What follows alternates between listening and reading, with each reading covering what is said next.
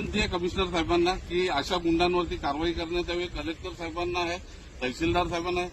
तहसीलदार साहेबांना वारंवार उमेश पाटील आहेत, त्यांना तक्रार करूनही ते कोणत्याही प्रकारची कारवाई करत नाही।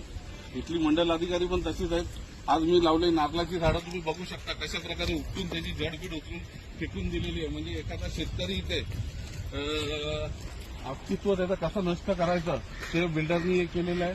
बिल्डरनी कोर्टापासून तर वकिलांपासून प्रत्येकाला मॅनेज करतो, दादागिरी करतो, त्यांच्या वरती बलजबरी करून लोकांच्या जमिनी खाण्याची कामं करतो।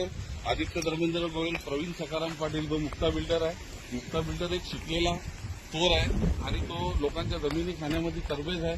तुम्ही बघू शकता कशा प्रकारे अनलिगल कामं इथे चालू आहेत खाडीमध्ये भराव करण्याचे।